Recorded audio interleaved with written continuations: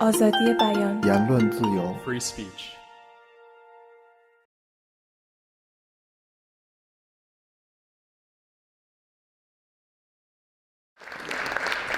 Thank you very much, Jakob. Well, it's a huge pleasure to be here talking about free speech with Salman Rushdie, who is both a symbol of the defense of free speech and has been for a quarter century, but also someone who is intensely, personally engaged in the struggle for freedom of expression, not least in this festival, which is now in its 10th year.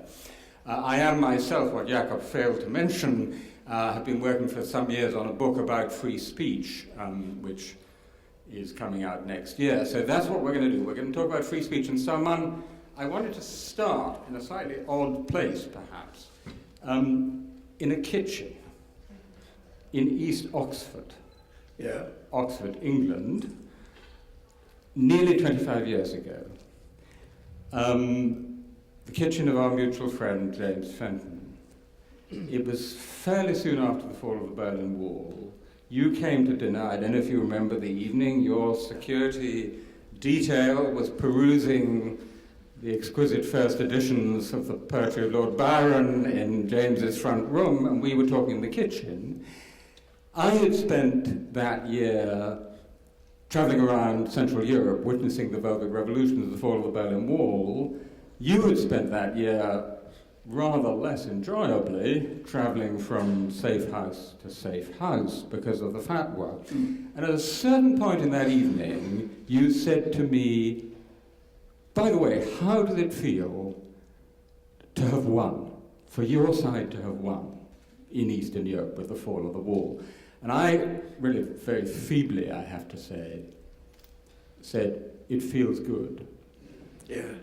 And I thought of this otherwise not so memorable moment when I read the first page of Joseph Anton, which begins with the BBC reporter ringing you up to tell you news of the fatwa. And asking me how it feels. How did it feel? It doesn't feel good. I said it doesn't feel good. It doesn't feel good. So there we are. So what we have there are these two utterly contrasting 1989s, the 1989 of liberation and the 1989 of terror and intimidation. And I want to start by asking you how you experienced the 89 of the fall of the wall, the 89 of liberation, given that you had one or two other things on your mind. No, well, I mean, it felt almost kind of cruel to be watching liberation at a moment in which I mean, not only had kind of mislaid my own liberty, but I wasn't sure that I'd ever get it back. You know, and I mean, it's not actually technically 1989, but a part of that same phenomenon was watching Mandela's walk to freedom. You know, that extraordinary moment. You see the silhouetted figure, hand in hand with Winnie coming towards us. You know, we didn't even know what he looked like because nobody shown us a photograph, you know. And I thought, yes, it was a kind of mixed emotion, because of course I was excited by the fall of communism, and of course I was excited by the freedom of Nelson Mandela, you know, but it made it more bitter for me in some way. So everyone is said to know where they were when Kennedy was shot, and everybody is said to know where they were when the Berlin Wall came down. Where were you when the Berlin Wall came down? At an unknown address. I was like Dick Cheney's neighbour.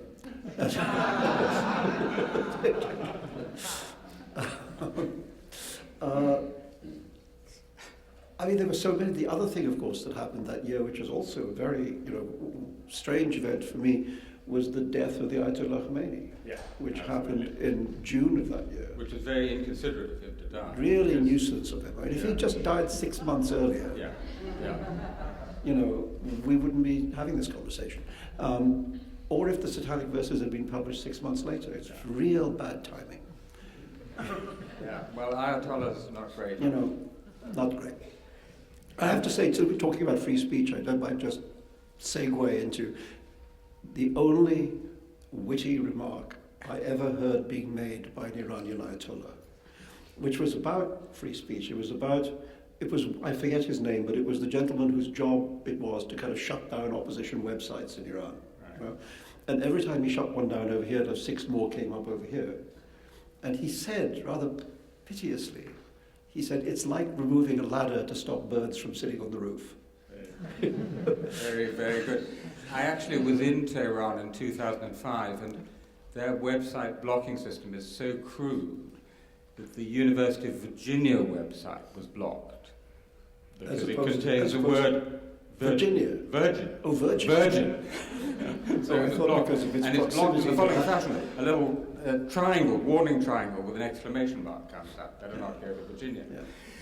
More seriously, so I was on this panel yesterday with Adam Michnik and George Conrad, which you very kindly came to, and we were talking about 1989, the three 1989s. The 1989 of liberation in Europe, which changed our world to this day.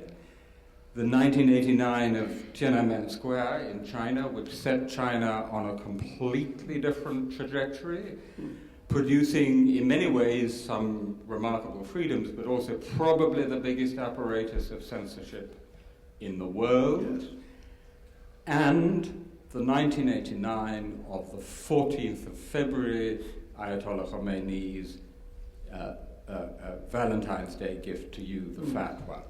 Now, one of the people who you very movingly write about in Joseph Anton, who offered you shelter in the earliest days, was the veteran and wonderful British literary agent Deborah Rogers, who tragically died a few days ago of a heart attack. And I wondered if we could spend a moment talking about Deborah. Well, I mean, I think, if we were having this conversation in London, then the audience would know that Deborah was a very rare person in literary London in that she was universally beloved. Unique. I mean, really, the literary world is not famous for its generosity. Like any other closed society, it's made up of people stabbing each other in the back. But Deborah was loved, and if you knew her, it was very easy to see why. And I mean, the thing that, she was my agent for some years, and then I moved on, and I left her and went and moved on to be represented by Andrew Wiley, and she was quite hurt by it, but very dignified about it. And then, but everybody in London knew that, she and I had this kind of falling out because I'd fired her, basically, moved agents. And then, after the beginning of this sort of crazy period, the days immediately after the fatwa, when I was trying to, I was told I had to find places to go, and I, at the same time, wasn't allowed to look for them. So, invisible man finds house, I mean, it's difficult. And I found a message on my voicemail, my old house, from Deborah saying, please call me. And so I called her, and she said, look, we've got this place you know about. They had this little farmhouse in Wales, in the middle of nowhere. And she said, you should come there because nobody will think that you're coming to stay with me because they all think we're fighting. And so it's the most unlikely place for anyone to look because they think we're not friends, so you should have it. And so I did. And it's the most incredible act of generosity, of sort of setting aside personal feelings in order to do something more serious, and it kind of fixed it. It kind of fixed it between us, and we remain very close friends ever since. So yeah, it's a great loss. Mm-hmm. That takes us to the first of the still enormous threats to freedom of expression in many parts of the world. I mean, New York Times today has a story of an atheist in Indonesia being condemned to 19 months in prison simply for declaring his atheism. So, violent intimidation in the name of religion, particularly, but not only of Islam. We have to remember it also comes from Sikhs, it comes from Hindus against Muslims in Burma, it comes from Buddhists against Muslims, the Rohingya. But of course, the one that you've experienced most directly is the one that we're still struggling with, particularly in Europe, violent intimidation from Islamic or Islamist extremists. Now, this is a kind of it's a rather broad question, but I think it's worth talking about. Near the end of this book, you say, as for the satanic verses and that whole story, it was hard to say if it was ending in victory or defeat. And I want to push you on that. Well, I think it's some of each, you know. I mean, as I said, if you look at the narrow focus of the actual particular battle about this book, that book, the attempt to ban that book, the attempt to intimidate its publishers, the attempt to intimidate its booksellers and translators, and the attempt to murder its author. All those things failed. You know, the book is available by last count in 48 languages, still in print in all of them. And the publishers essentially, give or take, held the line. The translators, even though there was very serious intimidation, and the Japanese translator was actually murdered, the Italian translator was stabbed and left for dead and survived. The Norwegian publisher was shot 3 times in the back. In spite of these things, essentially the publishing community rather admirably held the line. And so did bookstores. Again, with a wobble here or there, but essentially, yes. So, and you know, the author's still here too. Whereas the Ayatollah Khomeini is not.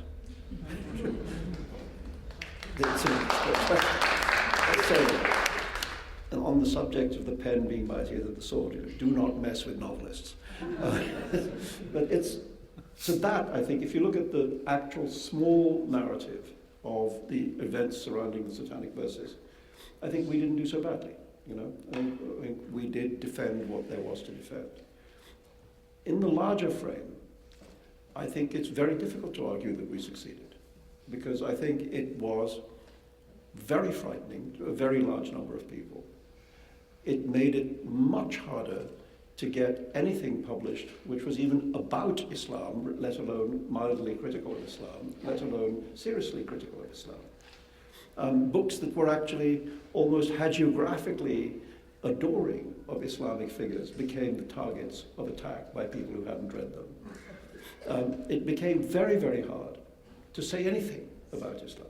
I think that's right. I mean, so I think there's a tremendous amount of self-censorship out of fear. Tremendous. And a very nice little example is this tremendously successful musical called The Book of Mormon. Yes. To which, whatever you think of the Mormon Church, they responded very graciously. Very well. And I've used that as an argument quite often, that, you know, the beginning of the Book of Mormon, the producers invited the elders of the Mormon Church to come, and they went out saying, you know, very funny show.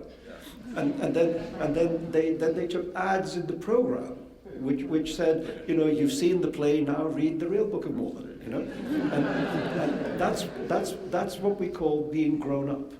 Yeah. You know? But I want to argue that actually at least a significant number of European Muslims are becoming, in that sense, more grown up. That's to say, they are accepting the rules of the game in a liberal, pluralist society. Can I give you an example? Yeah. I'm not sure if all the audience know that we're talking to Sir Salman Rushdie.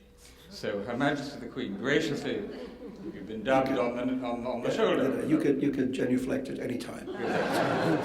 I won't say, may I call you sir? Can I just, it's too funny not to say this, but and I haven't said it before, actually not in public, but when I went up to get the sword on the shoulder, you know, she talks to you.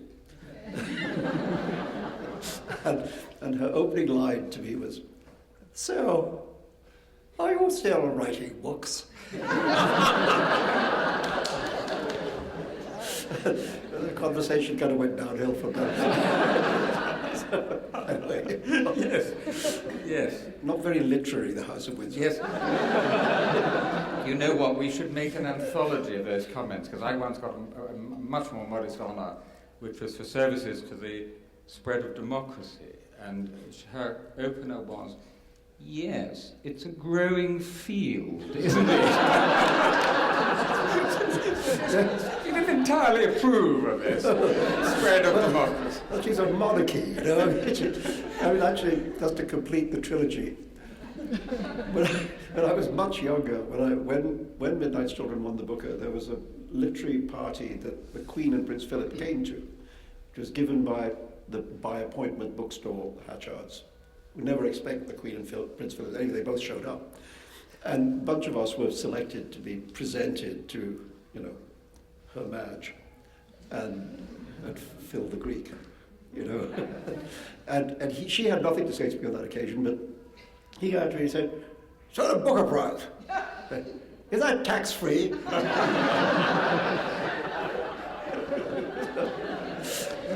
These are my encounters with the royal family. Very good. To be marginally more serious, what was interesting was that while there were some expressions of outrage from British Muslim community, on the whole, the reaction was almost Anglican in its mildness, I would say. And there was even some element of almost a recantation. Inayat Bongawala, who said he'd felt elation at the time of the fatwa, now said he was wrong, and having travelled to places like Pakistan, he was pretty glad to have the freedom to offend in Britain. Yeah.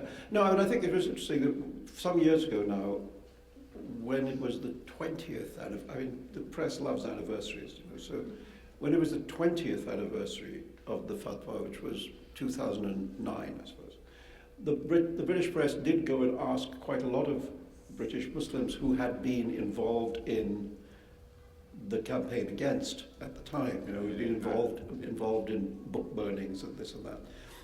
That it's true that all of them said they wished it hadn't happened. Some of them, to which my reaction was thanks a lot, you know, 20 years later, gee. But some of them regretted it for, if you like, tactical reasons. They said that, you know, it hadn't worked, it had backfired, it had made the Muslim community more disliked, and it had made me more famous and more wealthy. So it had been a tactical error.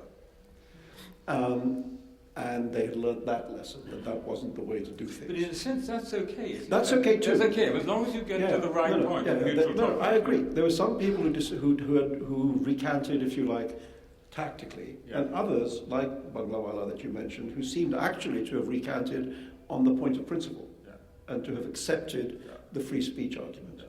So I think, that's true. That's true. I think, and I think that is not only in England. I think that is certainly in terms of most Western European countries. You know, I think that's also true. But there is the other thing, which is there has also been a growing radicalization at the other edge of the Muslim community. That's right. In Western Europe, right. Including England. So while there is a kind of, what you might call a liberalization of the majority, that's right. There's been like a fanaticization of the edge. That's spot on. By the way, there's something very peculiar. We don't want to be too sort of parochially English here, but a name that will be familiar to you, Iqbal Sakrani, a man who in 1989 said death was too good for Salman Rushdie, who then became the head of the Muslim Council of Britain. He was also given a knighthood, which is a very, very British solution to things. Give them both a knighthood. Yes, but not at the same time. No, not exactly the same time. He got it first. But I'm curious to know what you thought of that. Well, not much. But on the other hand, there was a lot that Tony Blair did that I didn't think much of. Right. And that was an attempt, sort of pathetic attempt, to woo the Muslim vote after supporting the Bush project in Iraq. Right. You know? Right. Including, and which was also the incitement of religious hatred act. Yeah. That was, I mean, I campaigned very hard this was the thing, an attempt to make it illegal under British law to criticize religion. Illegal. And it failed in the House of Commons by one vote. But anyway, there was this rather magnificent fact that on the night of the final vote in the House of Commons, the Labour whips actually made a counting mistake. And they told Blair that the vote was lost, right? And so he should go home. So he left the chamber, and they lost by one vote. So if he'd been there to vote on his own bill, the votes would have been tied, and then the Speaker would have been obliged to cast the casting vote for the government, because that's the rule, and the bill would have carried. So Tony Blair went home early for dinner, and that's why the bill failed. Right? That's the only reason. Say what you like about Tony Blair. He performed a service there. It was an outrageous proposal because lots of European countries have, in my view, very bad hate speech laws. Yes. You can make an argument, a substantive argument for and against them, but this was absolutely clearly, we, Labour, have lost the Muslim vote because of Iraq. We're going to throw them a song. And so a serious bit of legislation. There was a wonderful moment when I went to lobby at the Home Office against this with Rowan Atkinson. Yes.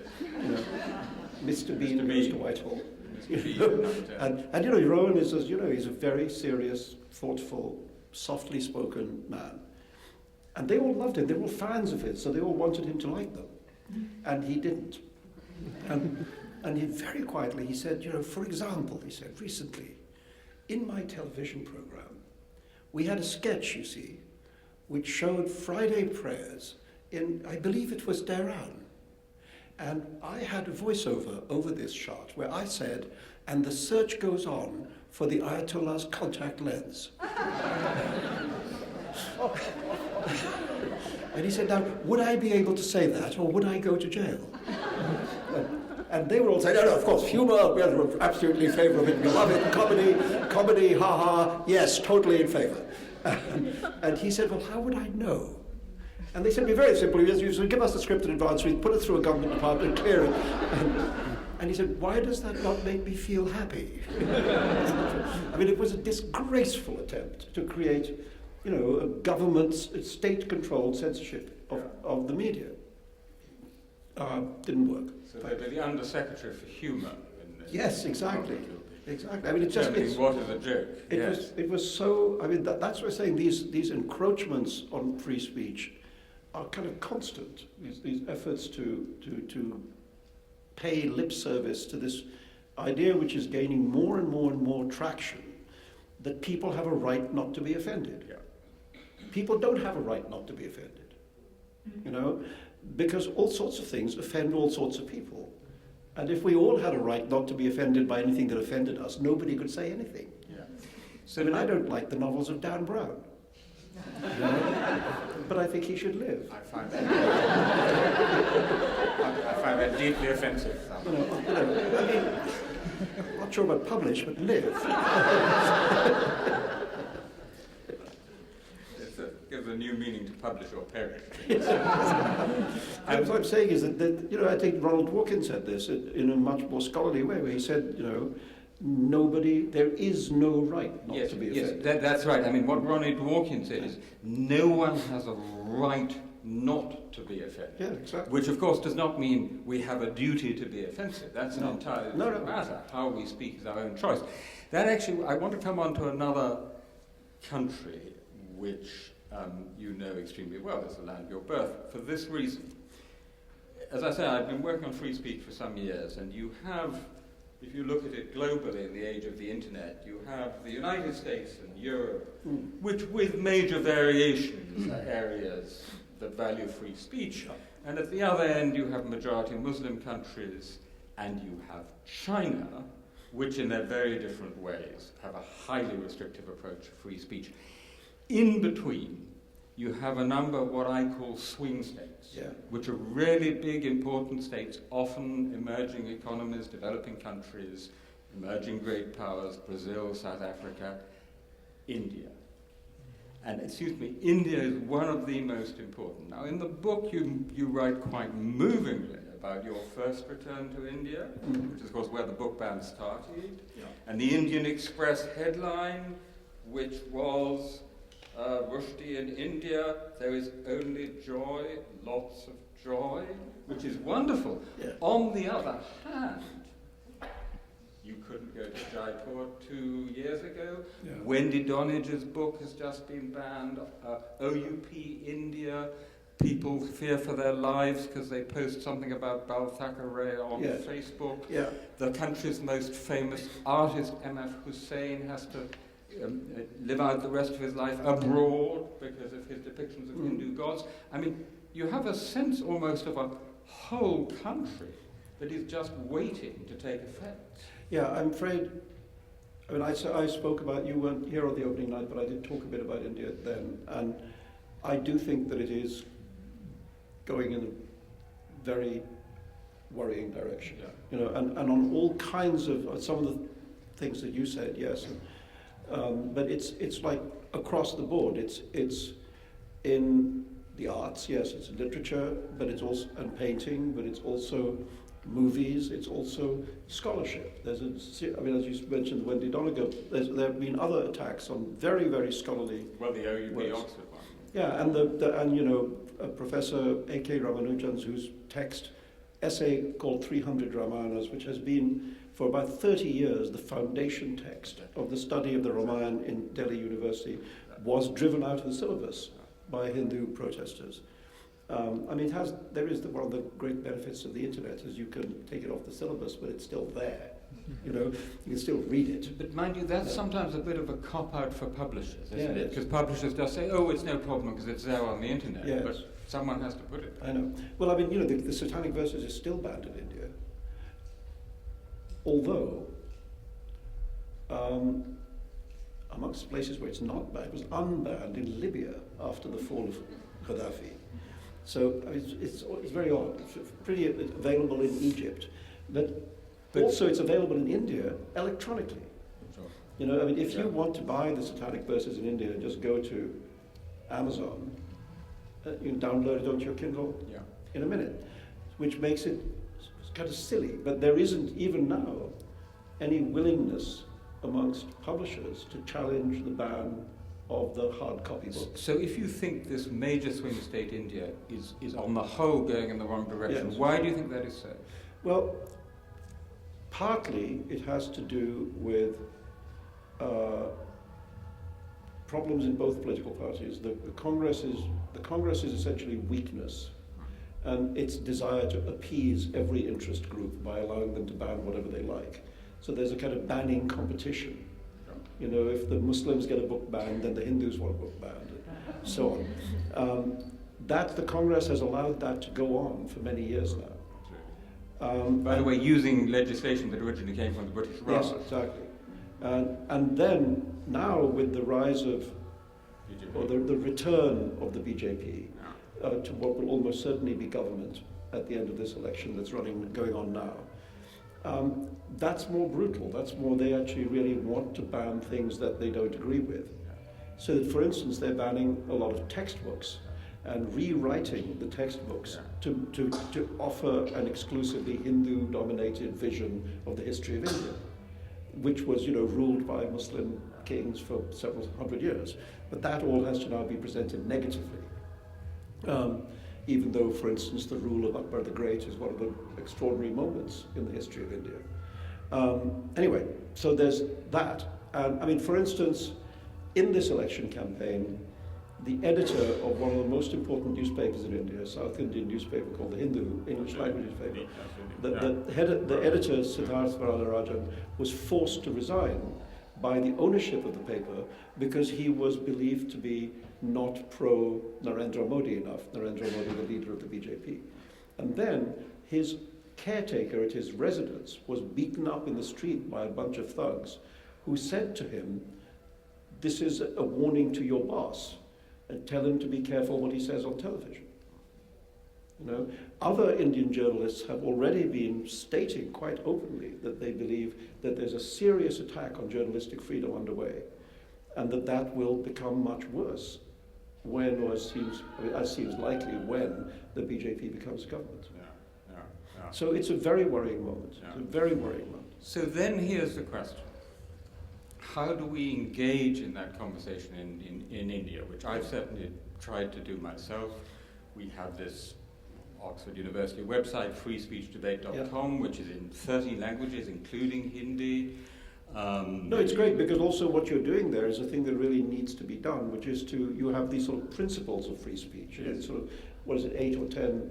10 principles that we need to accept are the foundation, without which it doesn't exist. And, well, that would be a starting point, you know. But the problem is that in India, because all sides of the political spectrum have been essentially playing the religious communalist card for so long, And this is, even-handed. The Congress is just as guilty as the BJP. Because of that, there is an attitude amongst the public at large, which is that religious sentiment trumps any form of free expression. And that if you can just say, all you have to do in India is to say that your sentiments are offended, and the person who's offended your sentiments is guilty because you say so. Exactly. There is no defense. And that was the problem with the Wendy Doniger book. That there's one cranky extremist, a man called Dinanath Batra, who brought this action against that book. An action which, if you read the text of the action, is functionally illiterate. It says that she's a woman hungry of sex because she dares to suggest that the Shivlingam in a Shiva temple is a representation of the male phallic organ, which, goodness me, yes it is. Unless you're Mr. Batra, in which case it shows that she's hungry of sex. This appalling sort of idiot managed to get the book banned because the law says that if he says that he's outraged and offended, then the book is outrageous and offensive because he says so. So one of our 10 draft principles on the site is we respect the believer, but not necessarily the content of the belief. Yeah, absolutely. Something on which, by the way, the professor of theology at Oxford and Richard Dawkins both agree, which is an achievement in itself. That's an achievement. However, when I presented this to a group of Indian MPs, they didn't agree. They all leapt up and started throwing things at me. I mean, absolutely, totally impossible in India. And the same thing is true with this concept that I think is very problematic, which has got a lot of traction now, which is Islamophobia. Right. Now, again, we can say that we know that in Western Europe, certainly, there have been neo-Nazi attacks on Muslim people. And on Muslims and people identified as Muslims. There have been racist attacks on individuals. And that is considered to be Islamophobia. But so is any criticism of the beliefs of Islam. And it seems to me that that's exactly where your point is valuable, because what it says is, of course we have to separate individuals from what they think. And individuals being attacked is a bad thing, but you can't ring-fence their ideas. Yeah. If you think the world is flat, it should be my right to ridicule you. Yes. Right. And say you're full of crap. Yes. Now, if I happen to be, let's assume, metamorphosing, that I happen to be Christopher Hitchens. And I think, as Christopher said in the subtitle of his book, that religion was it ruins everything, I should be able to say so. If you're a person of deep religious belief, it should be possible to say, I think all your deep religious beliefs are crap. Because they're not true for a start. Yes. But I respect you as a person, as a human being. Yes. Let's have the conversation. Yes. And, you might even be a nice person and maybe we support the same football team. Yes. But you're full of shit. Yes. You have to be able to say that. Yes. And for that to be called a hate crime is an enormous infringement of free speech. Yes. So one of my concerns is that exactly what you describe in India, which has been going on for a long time, as you say, is at least to some extent coming into Europe. Yes. In the sort of moral relativist version of multiculturalism, which is a taboo ratchet, and then the offence veto and so on. Yes. Although, it's 10 years ago, I think one would have said definitely things were going the wrong way. Now, it's not so clear. No, I think there's a lot of acceptance of this idea that people have a right to be offended. Yes. That there's quite broad acceptance of that. Yeah, yeah. And that therefore the problem is the action of the person who has allegedly caused the offence. Yeah. And so it has in many cases switched the focus to a kind of victim-blaming exercise. Right. Let's move to the land of the free and the home of the brave.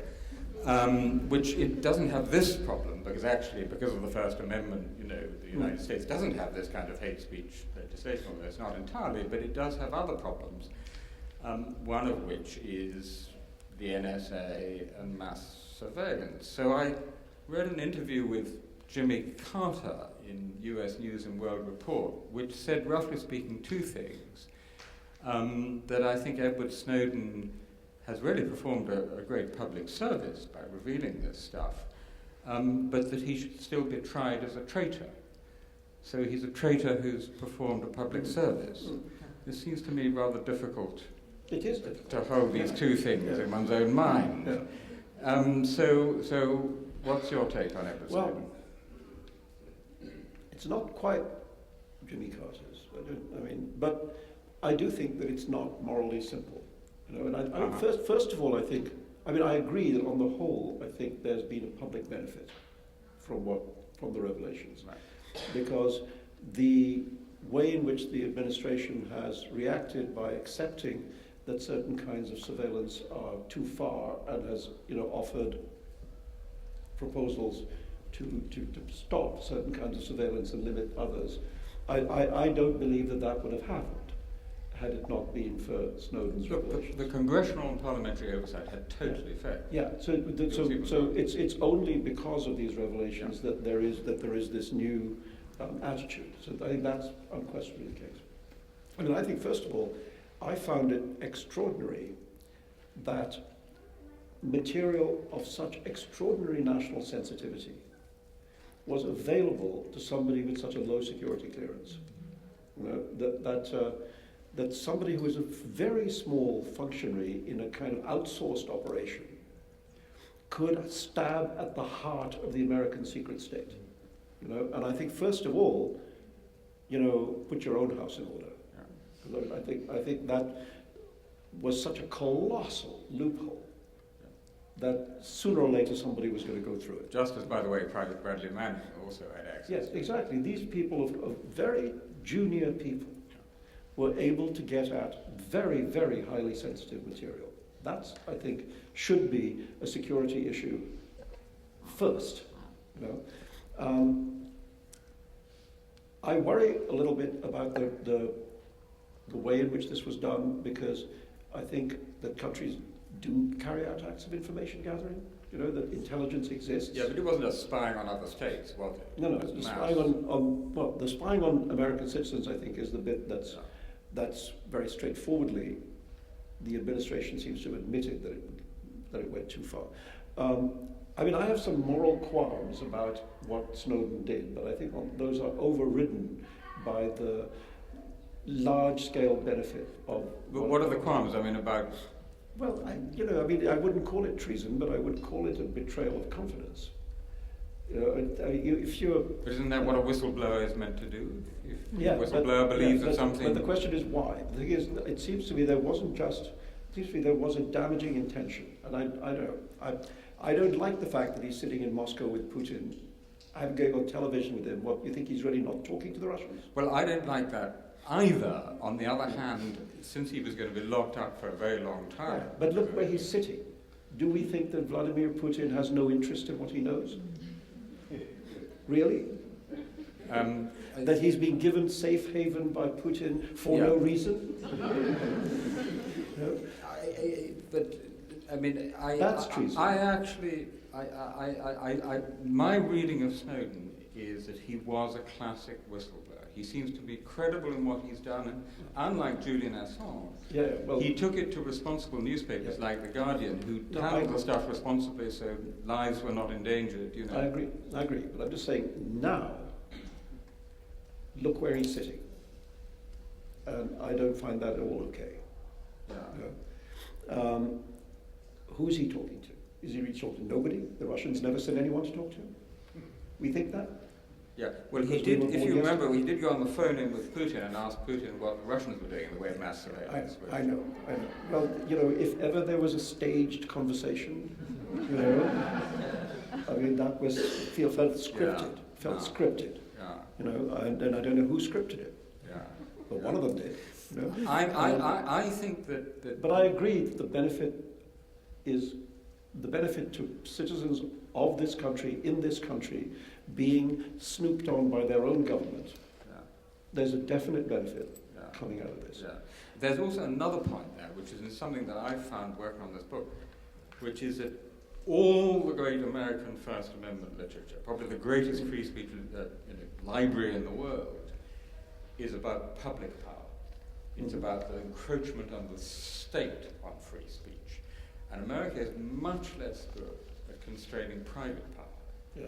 If you look at what our private data, what the data was that the NSA was sucking up from those cables, who had collected it? Verizon, Comcast, Google, Facebook, and so on. Yeah. So I also wonder whether Penn, as it goes forward, shouldn't spend a bit more time scrutinizing the private powers as well as the public powers. Well, I do think, I think one of the things, I was just talking to journalists from the Times about this, but one of the things I think has changed in our time with the rise of the internet and the information age is that people's idea of privacy has changed, particularly young people. That what we routinely hand over on the internet, private information, every day, every time we want to subscribe to a newspaper online or buy something, we're giving credit card information, home addresses, we're handing it up, putting it all out there. And then every so often we're told there's a heartbleed bug, which means that all of it can be stolen, And we go on. We haven't stopped. We all go on. So unless we are very innocent indeed, we must know that if we're putting that much information out there, somebody's having a look at it. So that's just a side effect of the world we've now created for ourselves. And we don't really know what the limits of this are. But one thing I will say is that, I have, because of those years when I had some relationships with British intelligence, I know that there's an enormous difference between the capability to do something and actually doing it. Because the amount of manpower that it would take to listen in to America doing everything it does would be colossal. There is no country that can afford it. So potentially it's there. Actually, how much is being done, I would suspect not very much. I wonder about that because, I had the curious experience of reading my own Stasi file. Yeah. Their methods were medieval compared to what the NSA and GCHQ can do Monday before breakfast. I had the experience of, under the Freedom of Information Act, of reading my CIA file, which is pretty interesting. Yes. Except that a lot of it's blacked out. So this is beyond a Stasi general's wettest dream. It is absolutely amazing. Now, I think you're a little bit sanguine because my sense of what the NSA and GCHQ, which is the British equivalent, have been doing is they got in a complete panic after 9/11. They said, we're going to be blamed if anything happens, therefore we've got to cover all the bases. So if we can do it, we will. Right? And what you can do is absolutely extraordinary, so we're just going to vacuum up all this stuff, which we can't possibly actually sift through. So I think it is actually quite worrying. And I also think, don't you, that it's not just free speech versus privacy, that in an important way, privacy is a precondition of free speech. Yeah, except that we have agreed to give up so much of it voluntarily. You mean by clicking the I agree? By endlessly putting stuff out there on the internet, we voluntarily surrender things that until the invention of the internet, we would have been much more reluctant to give up in that way. So we're sort of complicit a little bit. We've just made it easier for people to do this. Do you ever use this wonderful new app on your computer called Freedom TM? No. Do you know about this? No, Freedom is an app now. Freedom has become an app. Zadie Smith acknowledges it in her novel NW. She thanks, amongst other friends, it's Freedom TM.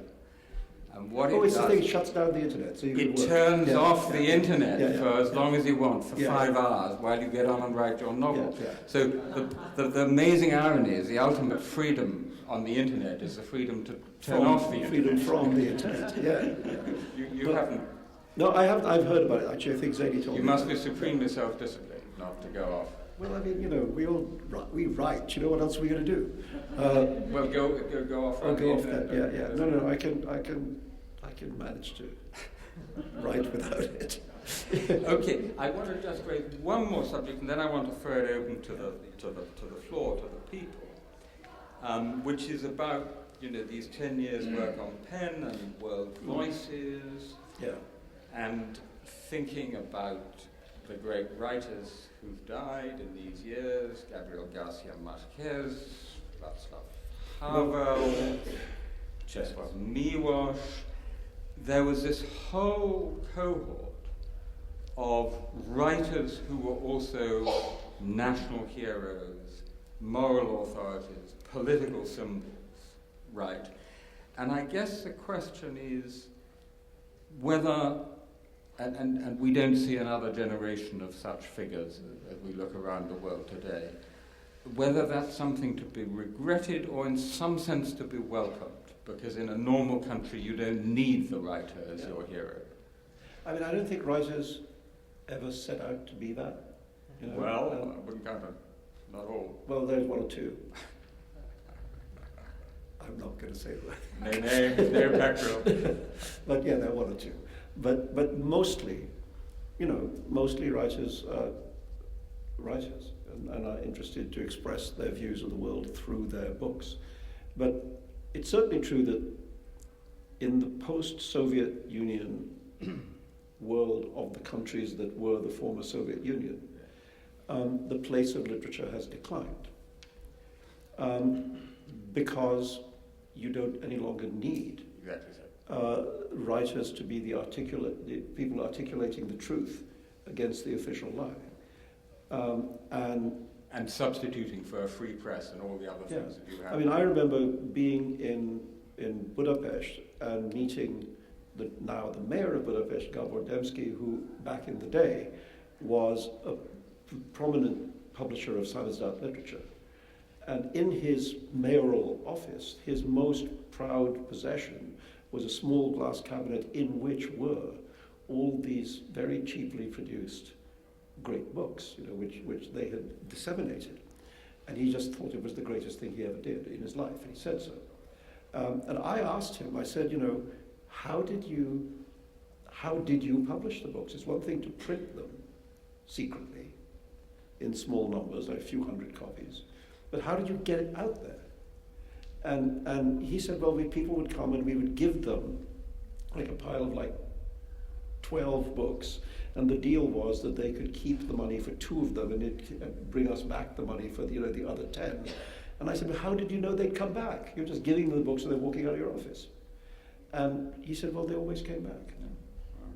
And there were people who sat through the night in Prague, physically typing on manual typewriters. You could, if you hit the keys very hard, you could get 12 copies on flimsy paper. And he said to me, Demszky, that their assumption that they were being bugged at all times was so great that even when his wife and he were alone in their apartment, they would never use the word printing press. Because the possession of the portable printing press made in Huddersfield, England, this is Huddersfield's contribution to the fall of communism, it was the most valuable possession in their lives. And they would move it under cover of darkness from house to house. It was never in any house for too long. And they would give the printing press a woman's name. And they would say, we need to take Ophelia for a walk. But this was clearly a moment at which literature became the true spokesman of the country. That's right. In Poland they used to give them the names of pet dogs or cats. Yeah, exactly. We'll take Winky for a walk. Exactly. Same. There was a great exchange between Joseph Brodsky and George Steiner many years ago. You may remember it, when George Steiner was saying, we have no great writers in the West because it needs the pressure of persecution, the muse of censorship. We have no Solzhenitsyns. And Brodsky said, with that slight stutter, we said, well, George, given the choice between democracy and Solzhenitsyn, I'll take democracy. No, there's a wonderful, in Italo Calvino's novel If on a Winter's Night, a Traveller, one of the characters says, slightly misquoted, but he says, you can always tell the respect that a country has for literature by the size of apparatus it sets up to repress it. And by that standard, the Soviet Union, very respectful. Absolutely. And China today China, very respectful. very United respectful States, indeed. not so much. Yeah. But as you say, given the choice, Yeah. I'll take freedom. Exactly. You know, Exactly. I think that's a good note, freedom, democracy, to open it up. There are roving microphones. If you could, we need to we can raise lower it. the lights a bit so I can see. Gentleman in green, hand over there. Should we collect you? Yeah, yes, good.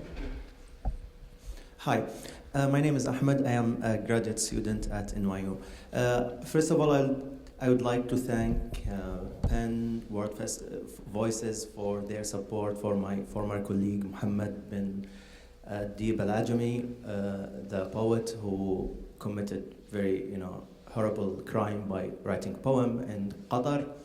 And second of all, I want to ask Sir Salman about his opinion as one of our most prominent storytellers in the modern literature about the narrative style and the storytelling techniques in the Quran, as somebody who studied the Islamic About what? history. Sorry, say it again. Narrative style and techniques, storytelling techniques in the Quran. In the Quran. Yeah, in the Oh, yeah, Quran. okay. Yeah. All right. Right. And by the way, what football team do you support? Now, can I have American another hand? football or British football? Can I? Which kind of Tottenham football? Hotspur. You mean proper football, European football, or Round ball, soccer. round ball? Right. Can I have another hand so we'll move the mic? Is there a hand? Yeah, there's a hand over there. So if we move the mic up there, somehow. Yeah. Look, all right. Let me get straight into the difficult stuff. Storytelling techniques in the Quran. No, the football team is Tottenham Hotspur. It's by terrible fate to always finish just outside the important positions. But first of all, the Quran, as you know, is less narrative than the Old and New Testaments. Much less narrative. Only about, I would say, about a third of the Quran tells stories. A lot of the Quran is law-giving, and a lot of the Quran is kind of fulminations against the unbeliever. There's sort of three major sections of writing in the Quran. One is, if you're an unbeliever, you will die and go to hell. The other is, this is how you should live, law.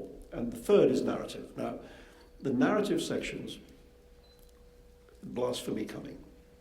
The narrative sections are highly derivative from, not just from the Old and New Testaments, but actually from the versions of Bible stories that were told in Arabia at the time by Nestorian Christians. The cult of Nestorian Christianity was more or less only in the Arabian Peninsula.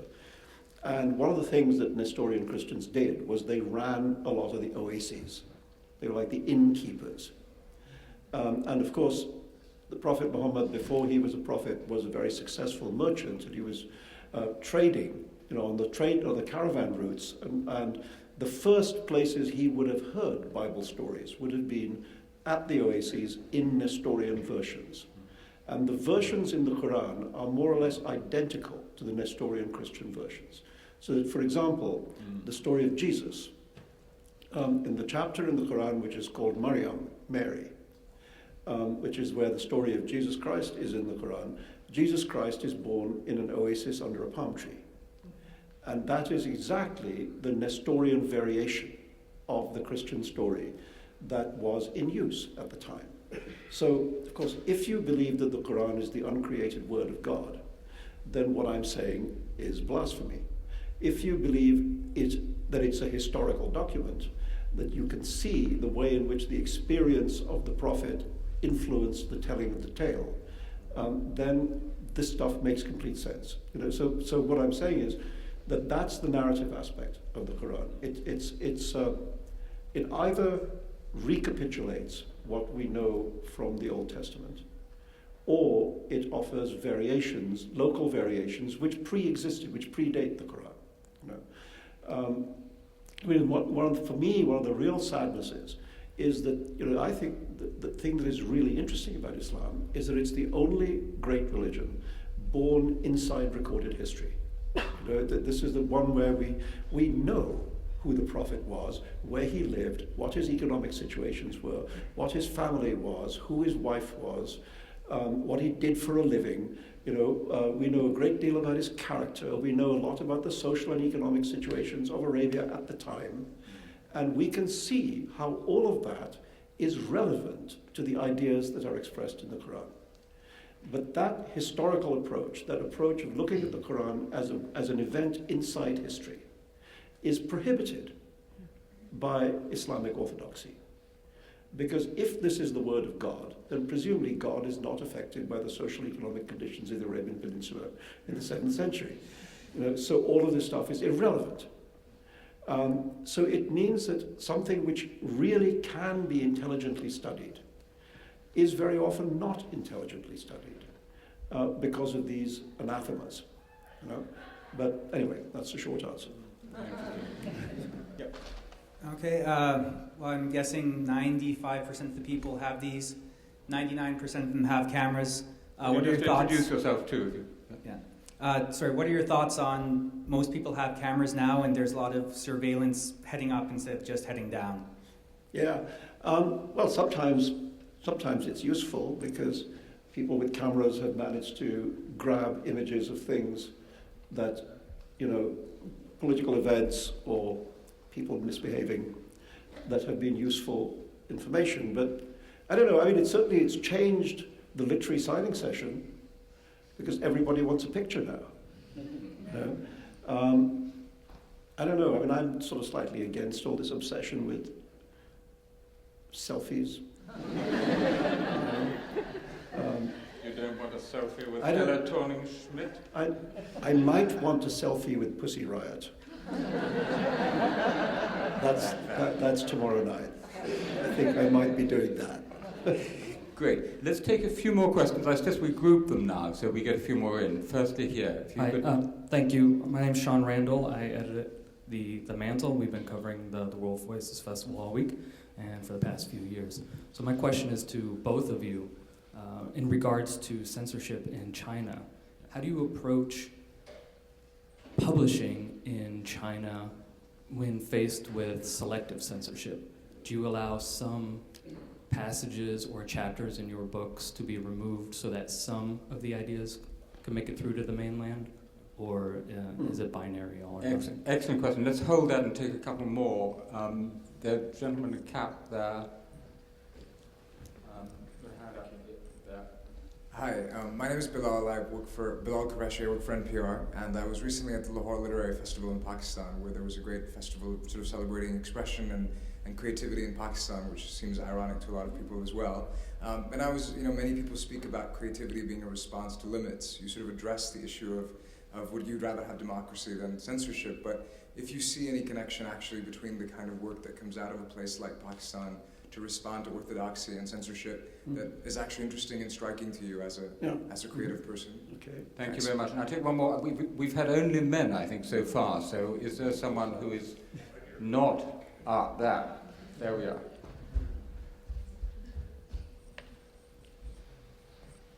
Thank you. I'm Yoshida. I'm a journalist here. You've mentioned India and you've mentioned the elections, all this curbs on freedom of speech and the religious thing that's happening in India. How concerned are you of an India with Narendra Modi as the Prime Minister? You've been vocal about him as well. So I just wanted your thoughts on that. Yeah. Thank you. Okay.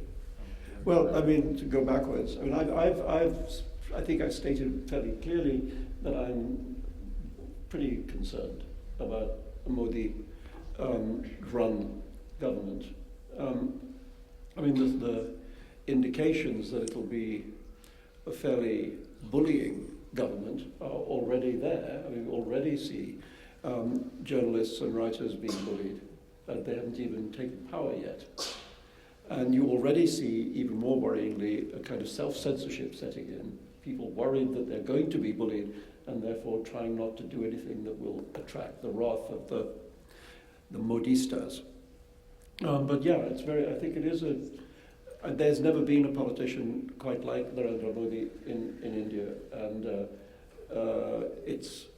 we can only I don't think there's anything to be done. I think he's going to win, and I think he's going to be Prime Minister, and we have to see whether the experience of office serves to moderate him, but it's worrying. Pakistan, I mean, I think one of the things that's very interesting to me talking about writing is that in this young generation of writers, I think the Pakistani writing, let's say in English, has been more brilliant than its Indian counterpart. And I think that was not the case in the last 30 or 40 years. But suddenly, I think there is a group of Pakistani writers, Muhammad Hanif, Daniel Muinuddin, Nadeem Aslam, Kamala Shamsi, 5 or 6 really very, very remarkable writers. And all, it seems to me, they're all quite young and they're all working at a kind of peak of creativity. And I don't have the sense, reading them, that they particularly feel themselves to be restrained. I think they're writing fairly tough political work very often. I mean, Nadeem Aslam wrote a very fine novel about Afghanistan during and after the Taliban. Muhammad Hanif wrote a very fine satirical novel about the blowing up of President Zia, General Zia, in a plane. So I feel, in a way, that what they're doing is, because the public subject is so much in your face in Pakistan, that they're responding to it rather kind of commendably. Whereas the thing that I see in their contemporaries in India of that generation is there seems to be almost a retreat from the public subject. That the best writers are writing not so much about the big public themes. Although, having said that, I mean, one of the best books to come out of India recently is a just published book of Rana Dasgupta's non-fiction book called Capital, which is a study of what has happened to Delhi, which is, of course, the capital and so the power center. So there are exceptions to this, but broadly speaking, I think that what's happening in Pakistani literature right now is very, very interesting. China, I personally would not allow a book of mine to be published with passages missing. No. I've had, as a result, some difficulty getting published in China. I mean, there have been a number of attempts to publish my work there which have been turned down by the Chinese authorities, and then a couple of years ago, the third publisher, after the first 2 had failed, again approached for permission and was granted permission to publish like 10 of my books, one after the other, published 1, and was told, okay, you can't publish anymore. And you're never given reasons. The reason is no. That's the reason. So it's I think it is difficult for outsiders' books, if they're seen to be in any way problematic, to get in. But I certainly wouldn't accept a kind of partial censorship. No. Yeah, I mean, I think I just spent 2 weeks in Beijing, and actually we have someone with us here, Orville Schell, who could give most authoritative answer to this question. I personally think it's a difficult trade-off, because what you have there are actually some quite adventurous publishers who are trying to push the limits, as people do in such regimes. They're on your side, and they're making the minimum possible compromise. I had a book, which I published about 10 years ago, called Free World, which was published in Chinese translation, and I had a conversation with the publisher who said wonderfully, he said, we like your book very much, we just think it needs to be improved for the Chinese reader. So I said, in what areas exactly does it need to be improved? And they wrote down a few words, which were things like democracy, human rights, freedom, and so on. I almost said, so the title, Free World, is that all right? Or you want to change it to Harmonious World or something and so on? But actually, the end of the story is interesting, because I said, look, I'm going to take a look. I've got a Chinese student. He's going to read every single word, and then we're going to make a judgment.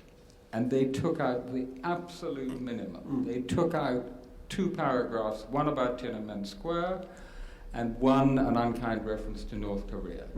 And I thought about it long and hard, talked to friends, and I thought, that's worth it. Actually, that trade-off is worth it for a political book of non-fiction, because it means that an awful lot of readers have a chance to get at it. So, well, I think you're right. The non-fiction, slightly different rules apply, but than a novel. Yeah. But I mean, for instance, it's not only even just literature. I mean, a friend of mine, the wonderful American photographic artist Taryn Simon, had a show in Beijing recently, which was previously had been at MoMA here and at the Tate Modern in London. Big show, which is a narrative show in which she has case histories of people's families from around the world with text, which tells you about the lives of these families.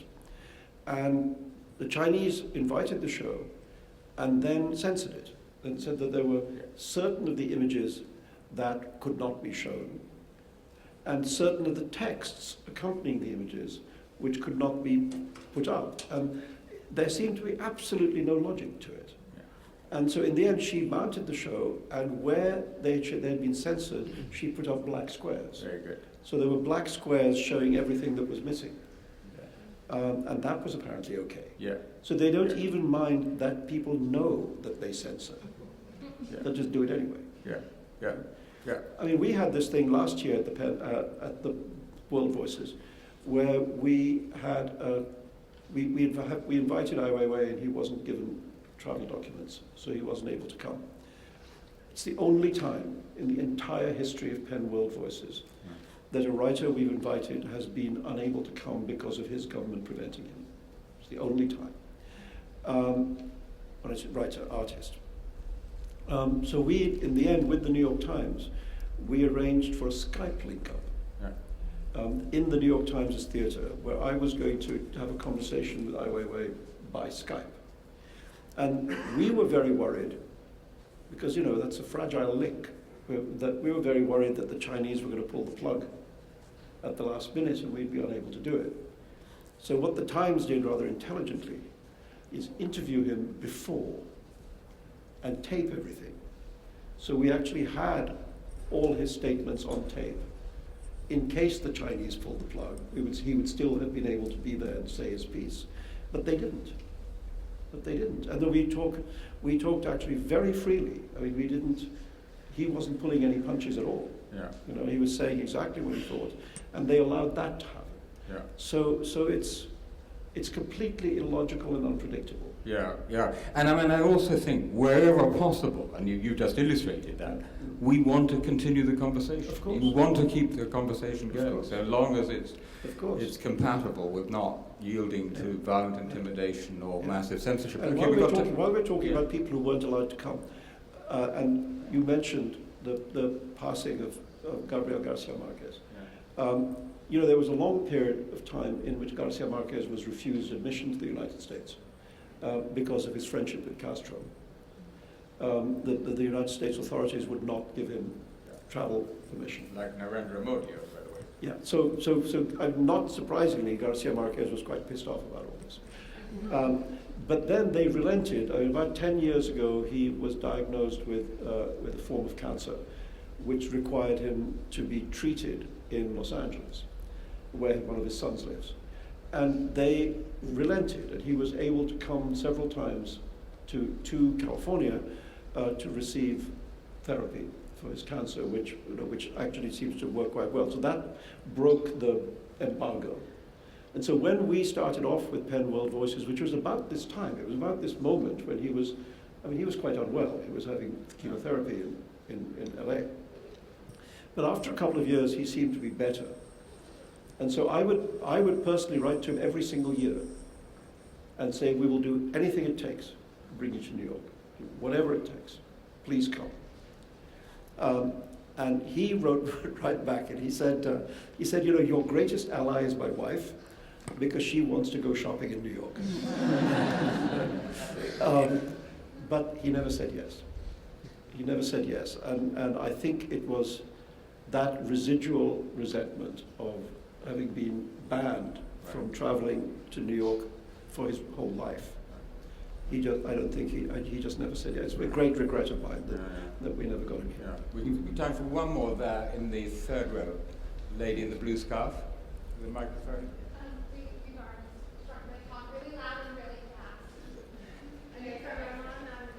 Human rights lawyer. I'd be interested in your opinion as to whether the right to free speech is absolute in all circumstances.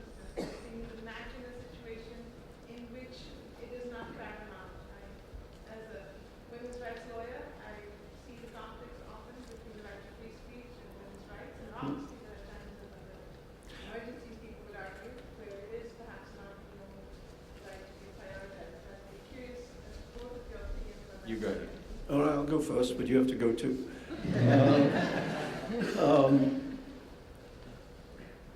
You know, I believe in I think President Kennedy said it, freedom is indivisible. There's a wonderful line at the beginning of Saul Bellows' novel, The Adventures of Augie Marsh, in the first paragraph anyway, where he says, there is no fineness or accuracy of suppression. If you hold down one thing, you hold down the adjoining. And I think that's the truth. I think, yes, of course, there are legalistic arguments. You're not supposed to shout fire in a crowded theatre. He's dead. Unless there's a fire, in which case, please do. I mean, that's the famous limitation. You're not supposed to incite violence if the object of violence is present. You know, to say, kill that man, that's a crime. That's incitement to murder. But I guess what I'm saying is, well, in time of war, when states try and prevent certain kinds of images from being shown, for instance, in this country, during the recent wars, there was a great quarrel about the fact that images of dead American soldiers returning to this country, the coffins, could not be shown on television because it would turn public opinion, against the war. Many American journalists and newspapers objected to that, but that was the rule for a time. So yes, in time of war, countries do historically try and limit the freedom of the press, and the press always objects, and I think is right to object. I think it's what I would say the simplest way I can think of putting it is that the default position must always be that speech is free. That has to be the default setting. If somebody wishes to limit free speech for whatever reason, it is for them to make the case. It doesn't need to be defended. The position should be free speech must exist. And if you want to limit it in a particular case, you'd better have a damn good reason. And you'd better be able to persuade people that that reason is worth it. And the reason for that is that freedom of expression is the freedom that makes all other freedoms possible. Yeah. And so the conversation has to be about what are the legitimate limits to freedom of expression, which is what our project and actually my book is about, because we have to have a global conversation about that, since ideas and images and people flow across frontiers. And for me, the one really universal absolute is summed up in our second principle is we neither make threats of violence nor yield to violent intimidation. It has two sides to it. So I don't go out there and say, if you say that, I will kill you, the direct threat of violence that Salman was talking about, but nor do we yield to that threat. Do we appease that threat, which has been what is happening all too often, as Salman knows better than most people. I think that's actually, in a sense, the perfect note to end on. I'm afraid we do have to draw it to a close here. There will be book signing to follow, but meanwhile, please join me in thanking both Salman Rushdie, and let our applause also be for free speech. Thank you very much.